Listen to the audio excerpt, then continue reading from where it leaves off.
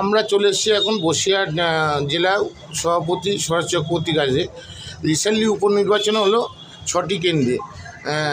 6টি কেন্দ্রে উপনির্বাচনে টিএমসির জয় জয়কার হয়েছে। তার মধ্যে গড় কেন্দ্র ছিল মাদারিহাট। মাদারিহাট অ্যাকচুয়াল বিজেপির আন্ডারে ছিল এতদিন ধরে। মাদারিহাটটাও বিপুল ভোটে জয়যুক্ত করলো। তারা কি বলবেন?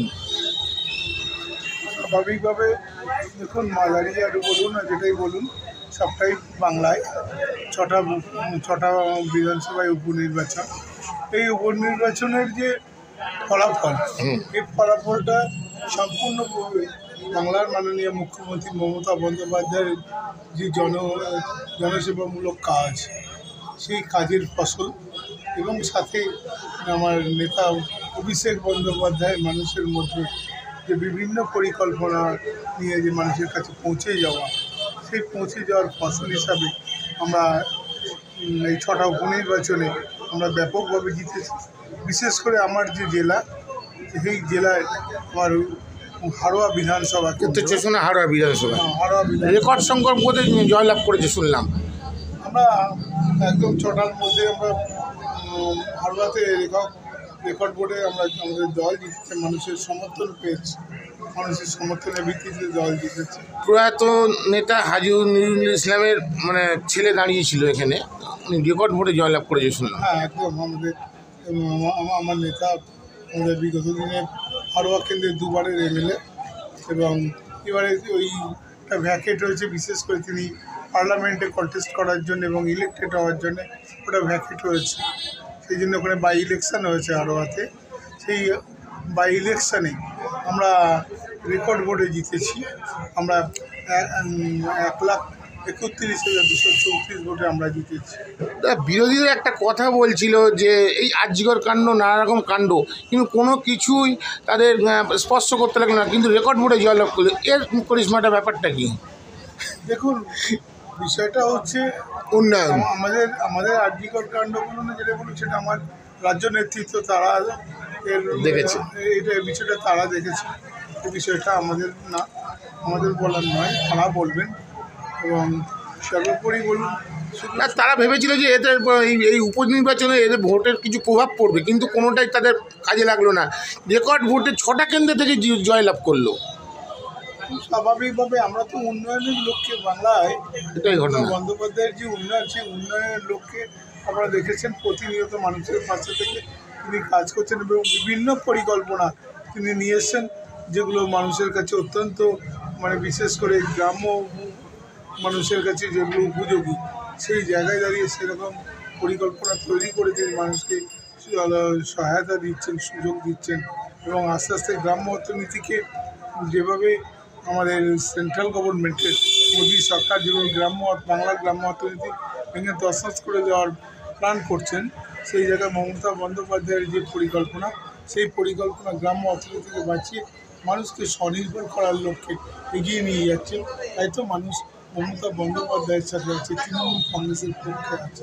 তারই প্রতিফলন আমাদের এই বাই ইলেকশন। এই যে আবাস যোজনাটায় কিছু দেখছি এলোপালট হয়েছে। দিদি কঠোরভাবে নির্দেশ দিয়েছে যে স্ক্রুটিনি করে যারা সত্যিকারে ঘর পায়নি তাদের আবার ঘর দেওয়ার চেষ্টা করছে। কি বলবেন এ ব্যাপারে আপনি? দেখুন, আবাস যোজনা নিয়ে আমাদের গভর্নমেন্টের একটা নিশ্চিত একটা ধ্যান ধারণা আছে, এবং তার যে গাইডলাইন, সেই গাইডলাইন মেনেই গভর্নমেন্টের যারা অফিসাররা আছে তারা সেগুলো স্ক্রুটিনি করছেন। এগুলো সঠিকভাবেই হচ্ছে বলে আমরা মনে করি। এই বিষয়টা যেভাবে উনি করছেন তাতে কোনো দুর্নীতির ছোঁয়া থাকবে না, এটা আমরা বিশ্বাস করি। আরেকটা জিনিস, কিছুদিন আগে ছাত্রের জন্য একটা সুন্দর পরিকল্পনা করেছিল, সেটাও কিছু কারচুপি ধরা পড়েছে, যেটা ট্যাপ কাণ্ডের ব্যাপারটা, যে এরা একটু সাইবার ক্রাইম এখানে যুক্ত রয়েছে দিদি বলছেন। তা এটার জন্য বিহারের কিছু লোক যুক্ত আছে এর মধ্যে। তা এটার ব্যাপারে দিদিও একটা নতুন করে আধার কার্ডের সঙ্গে লিঙ্ক করে এরকম কিছু ব্যবস্থা করছে। এই বিষয়ে সাইবার ক্রাইম যারা হচ্ছে দেখছেন, তারা বাইরের অন্য অন্য রাজ্য থেকে এসে আমাদের বাংলায় সাইবার ক্রাইম করে আমাদের মানুষগুলোকে, আমাদের বাংলার মানুষগুলোকে বিভ্রান্ত করতে চাইছে, তারা চিট করতে চাইছে। তার বিরুদ্ধে আমাদের মাননীয় মন্ত্রী, মুখ্যমন্ত্রী মমতা বন্দ্যোপাধ্যায় তিনি তার বিভিন্ন পরিকল্পনা নিয়ে এই সাইবার ক্রাইমগুলো যাতে রুখে দেওয়া যায় তার জন্য তিনি বিভিন্ন পরিকল্পনা করছেন। দাদা একটু অন্য ব্যাপারে অন্য প্রশ্নে যাব। কিছুদিন আগে দেখা গেল যে গোষ্ঠীদ্বন্দ্ব বলা চলে না, যে সুশান্ত ঘোষের একটা মার্ডারের পরিকল্পনা চলছিল। তা এখানে বলছে যে বাইরের রাজ্য থেকে এখানে আর্মস ঢুকছে, কিভাবে ঢুকছে এটা তো নিয়ে তো অনেকেই অনেক কিছু বিবৃতি দিয়েছে। তা এটার পরিকল্পনা যে ওয়েস্ট বেঙ্গলে ক্রাইম করার সবথেকে ভালো জায়গা, মানে ক্রিমিনালরা বেঁচেছে, এটার ব্যাপারে কি কোনো প্রশাসন কিন্তু নিচ্ছে? দেখুন, এই ব্যাপারটা আপনারা নিশ্চয়ই দেখেছেন যে প্রশাসন তার প্রশাসনিক দক্ষতার সাথে সেটা বিষয়টা দেখছেন এবং অলরেডি অ্যারেস্ট হয়েছে এবং এই বিষয়টা প্রশাসন দেখছে। এই ধরনের কাজগুলো বাংলায় যারা প্রশাসনিক ব্যবস্থাপনার মধ্যে দিয়ে বাংলার শান্তি সুস্থভাবে মানুষের কাছে পৌঁছে দেওয়ার দায়িত্ব নিয়েছে, তারা এই বিষয়গুলো দেখছেন এবং মানুষ কিন্তু ভালো আছেন। বিরোধীরা বলছে 24-এর নির্বাচনে, উপনির্বাচনে এরকম হয় ফল, কিন্তু 24-এর নির্বাচনে আমরা দেখিয়ে দেবো। কিন্তু অসংখ্য মানুষ যে এত প্রতিস্ফুটনভাবে ভোটে জিতেছে, সেই ব্যাপারে আপনি দর্শকদের কি বলতে চান? উপনির্বাচনে যে রেকর্ড 6টা চিরেই জিতে দেখিয়ে দিল।